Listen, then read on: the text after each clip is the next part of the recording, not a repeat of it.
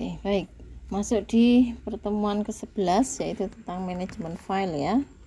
Oke, manajemen file itu apa? Oke, saya jelaskan dulu sebentar.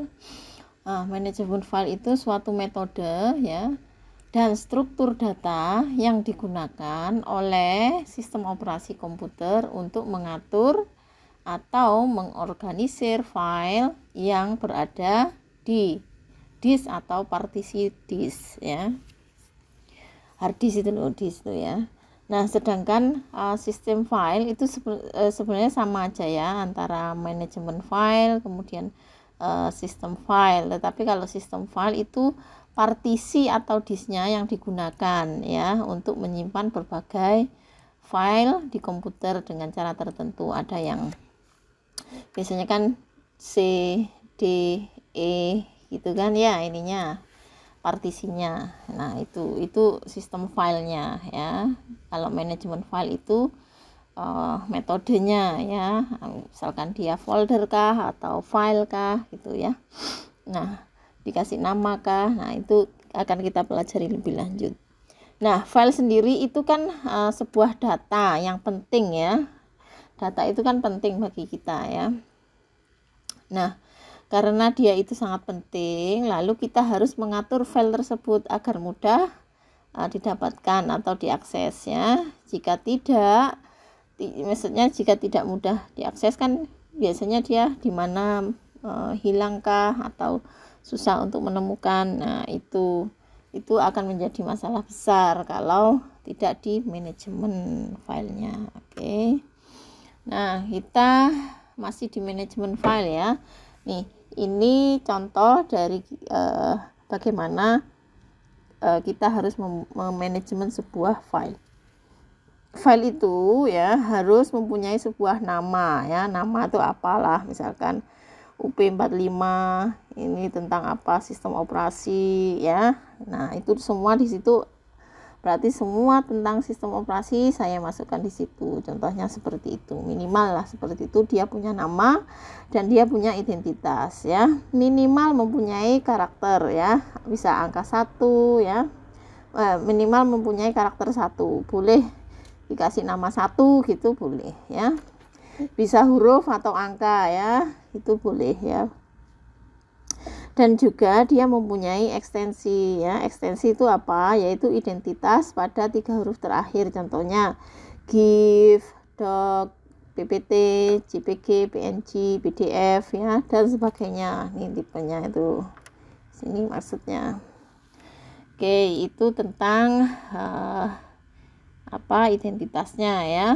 Nah, kemudian begitu banyak data ya kan, maka kita harus mengatur dan manajemen file tersebut. Nah, file tersebut kan akan disimpan secara sekuensial atau berurutan ya. Bisa saja berdasarkan abjadnya nih A, B, C, D sampai E ya. Alhamdulillah. Kemudian bisa juga berdasarkan ini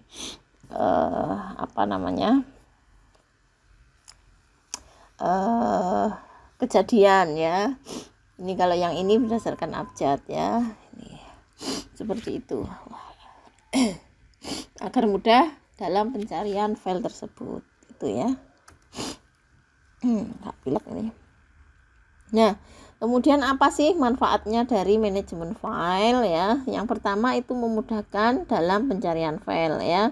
Kemudian menjaga resiko kehilangan data ya. Nah, bagaimana sih membuat file yang satu dengan yang lainnya itu biar tidak tercampur ya? Maka kita dapat membuat sebuah folder nih, sebuah folder seperti itu ya.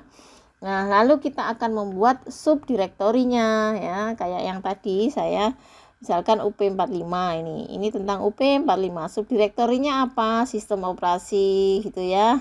Tadi sebelumnya operasi. Ada juga saya ngajar teknologi multimedia, berarti ada subdirektorinya teknologi multimedia. Ada lagi yang satu namanya grafika komputer.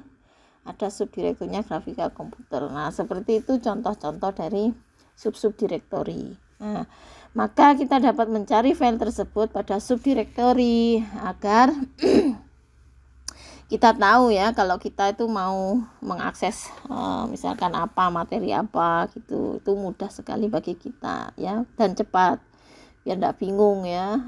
Nah, selain memberikan nama pada sebuah folder ya, kita juga bisa memberikan nama berdasarkan kegiatan, misalkan ya ini misalkan kegiatan saya waktu di Freeport ya, waktu di Papua nih, Papua Freeport gitu.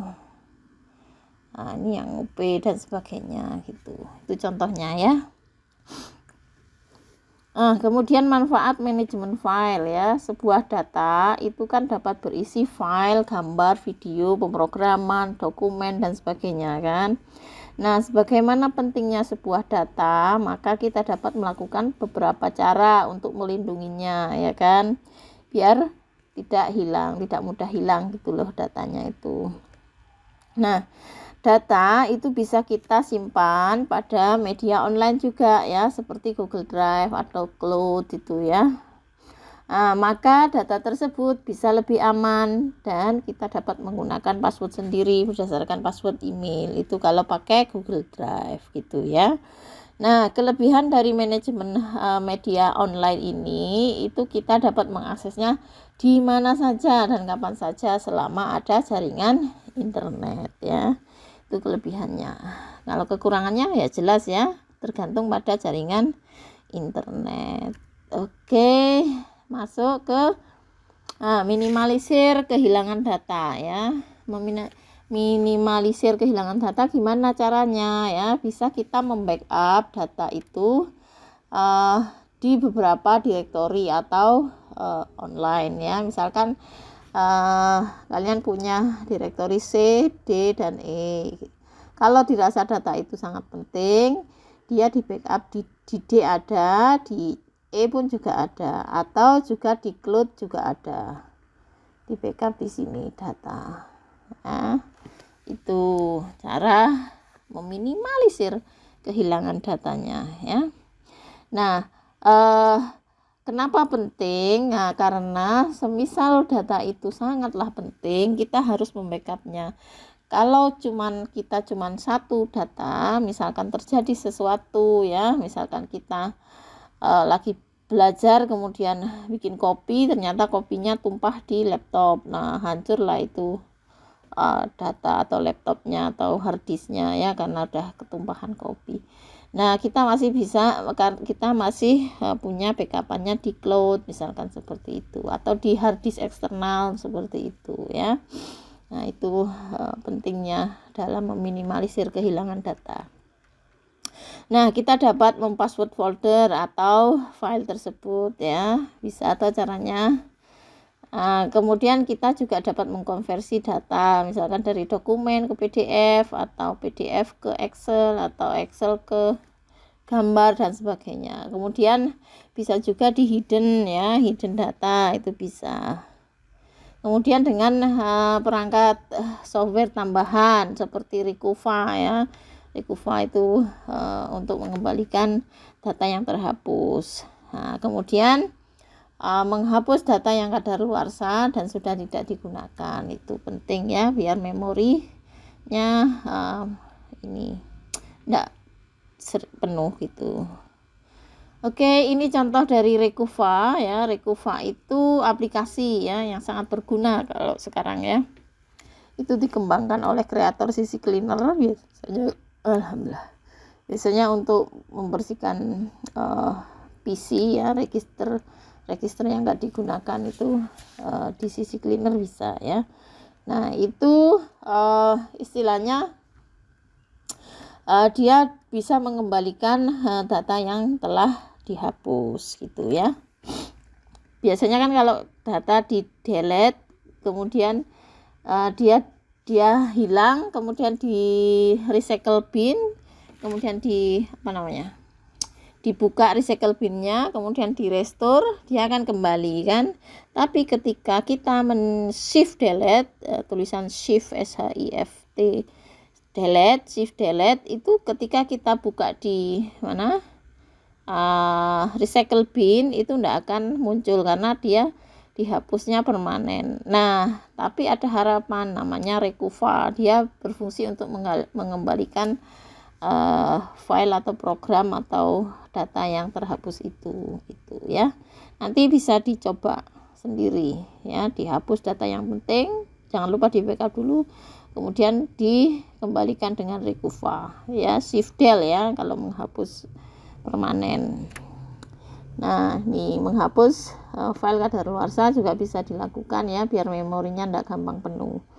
Misalkan data bisa dilihat datanya ini masih perlu ndak, kira-kira kan UN itu sudah berganti dengan ASPD kayaknya sekarang, udah sepertinya ndak penting ya, ndak perlu ya. Jadi ini contoh saja ya, ini Januari 2015 waktu itu. Nah, karena ini saya pikir ndak diperlukan lagi, saya udah nggak ngurusin ujian ujian nasional ya, UN. Nah, itu saya hapus misalkan gitu. Caranya klik kanan, properties dulu. Itu apakah itu penting apa enggak? Kalau enggak, udah dihapus aja. Nah, ada juga ekstensi file. Nanti teman-teman bisa baca di modul lengkap semuanya ya. Cuma 10 halaman aja. Yang penting dibaca. Dan juga ada beberapa praktek atau tugas yang harus teman-teman kerjakan biar mengerti tentang ini manajemen file. Begitu. Terima kasih. Selamat